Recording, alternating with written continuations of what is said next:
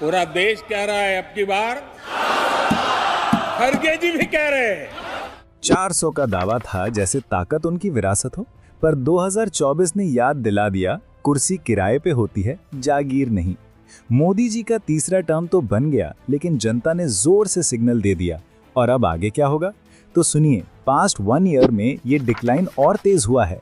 Social media algorithms बदले हैं, opposition unity बढ़ी है, डिप्लोमेसी कमजोर हुई है और पब्लिक को अब jobs, better health and education चाहिए, जुमले नहीं।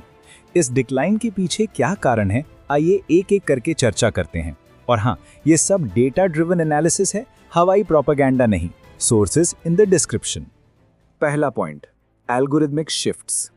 कल तक जो सोशल मीडिया पे बीजेपी का दबदबा था वो आज नहीं रहा। क्यों? ऑडियंसेस अब लॉन्ग स्पीचेस और व्हाट्सएप फॉरवर्ड्स नहीं, यूट्यूब और क्विक एक्सप्लेनर्स देखते हैं। जब तक बीजेपी समझ पाती तब तक यूथ ने प्लेटफॉर्म्स ही बदल लिए। Short, crisp, youth centric content को एल्गोरिदम ने बूस्ट किया और बीजेपी यहां पीछे रह गई। दूसरा पॉइंट, काउंटर नैरेटिव्स का राइज। ऑपोजिशन पार्टीज ने फाइनली सोशल मीडिया सीख लिया। कांग्रेस, एसपी, आरजेडी, टीएमसी सब ने मीम्स, रील्स और रीजनल इन्फ्लुएंसेस को एम्ब्रेस किया। सबसे बढ़िया एग्जाम्पल, भारत जोड़ो यात्रा। राहुल गांधी ने चलाया एक ऑर्गेनिक मूवमेंट जो सोशल मीडिया पर छा गया। केस स्टडी बन गया how to go viral without paid promotion. Citizen journalist और इंडिपेंडेंट मीडिया ने ट्रेडिशनल मीडिया का मोनोपोली तोड़ दिया। YouTube channels, grass root reporters सब ने मिलकर असली मुद्दे हाईलाइट किए।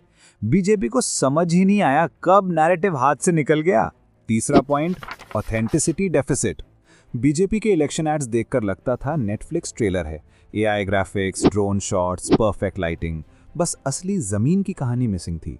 ग्राउंड पर सीन अलग था।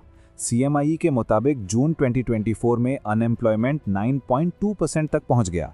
सरकार कहती थी अच्छे दिन, पर यूथ के लिए जॉब्स कम, महंगाई ज्यादा और इनइक्वालिटी बढ़ रही थी।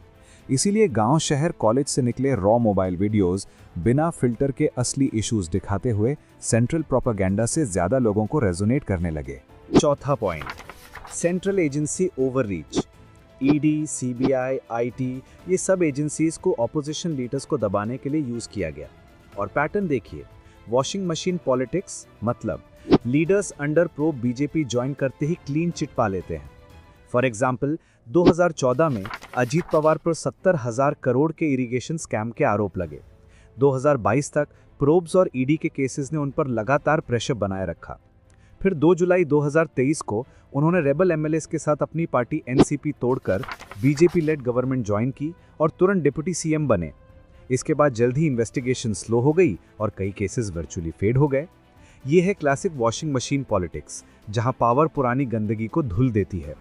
ईडी ने पिछले 10 साल में नेताओं पर 93 केसेस किए, पर सिर्फ 2 कन्विक्शंस हुई, जबकि आम केसेस में ईडी 94% तक कन्विक्शन क्लेम करता है, जो दिखाता है कि एजेंसीज का इस्तेमाल असली करप्शन से ज्यादा पॉलिटिकल प्रेशर के लिए हो रहा है। पांचवा point, shift in public priorities. Young और एजुकेटेड वोटर्स का रिलीजियस या नेशनलिस्ट स्लोगन से काम नहीं चलता, उनको चाहिए रियल सॉल्यूशंस। 2024 लोक नीति सीएसडीएस सर्वे के मुताबिक 27% वोटर्स के लिए सबसे बड़ी चिंता अनएम्प्लॉयमेंट है और 23% के लिए राइजिंग प्राइसेस। इंडिया की 40% पॉपुलेशन 25 साल से छोटी है, इसलिए जॉब्स, एजुकेशन और हेल्थ केयर की डिमांड बढ़ रही है।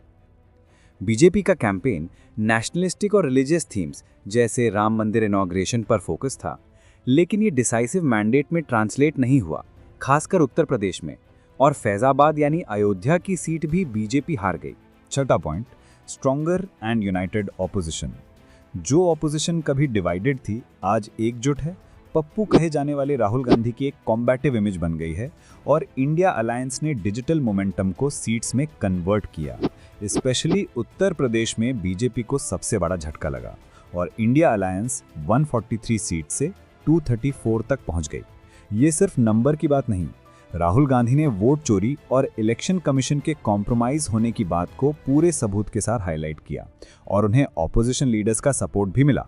लेकिन दुख की बात यह है कि जवाब में इलेक्शन कमीशन सिर्फ और सिर्फ ड्रामा कर रही है। क्या अपनी माताओं, बहुओं, बेटियों सहित किसी भी मतदाता की सीसीटीवी वीडियो चुनाव आयोग को साझा करनी चाहिए क्या? सातवां और आखिरी पॉइंट, इंटरनेशनल बैकलैश। यूएस के साथ ट्रेड टेंशन और नई वीज़ा फ़ी पॉलिसी ने इंडिया को प्रेशर में डाल दिया है। अमेरिका ने हम पर 25% रेसिप्रोकल टैरिफ और 25% पेनल्टी टैरिफ लगाया है और अब फ्रेश H-1B एप्लीकेंट्स के लिए $1 लाख का one time processing fee announce किया है, जो अगले लॉटरी साइकिल से लागू होगा। पहले तो ये सुनने में आया था कि ये एनुअल होगा, लेकिन ये वन टाइम फ़ी है और रिन्यूअल्स और करंट वीज़ा होल्डर्स पर यह रूल अप्लाई नहीं होगा। इस कदम से इंडियन आईटी इंडस्ट्री और मिडिल क्लास प्रोफेशनल्स की एस्पिरेशंस पर बड़ा असर हो सकता है। ऑपरेशन सिंदूर के बाद एक्सपेक्टेड ग्लोबल सपोर्ट नहीं मिला और इंडिया की डिप्लोमेसी पर सवाल उठ रहे हैं। और हाल ही में मिडिल ईस्ट में इंडिया के एक इम्पॉर्टेंट पार्टनर सऊदी अरेबिया ने पाकिस्तान के साथ स्ट्रेटेजिक म्यूचुअल डिफेंस अग्रीमेंट या SMDA साइन किया है।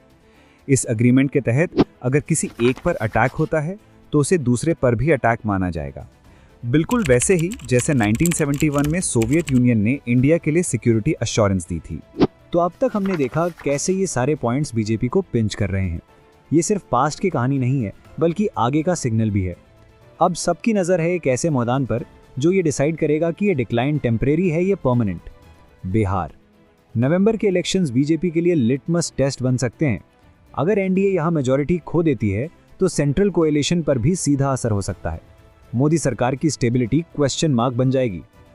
अगर आपको वीडियो पसंद आई तो लाइक कीजिए, शेयर कीजिए और चैनल को सब्सक्राइब कीजिए। कमेंट में बताइए क्या बीजेपी रिकवर कर पाएगी या फिर बिहार इलेक्शन के बाद तख्ता पलट होगा।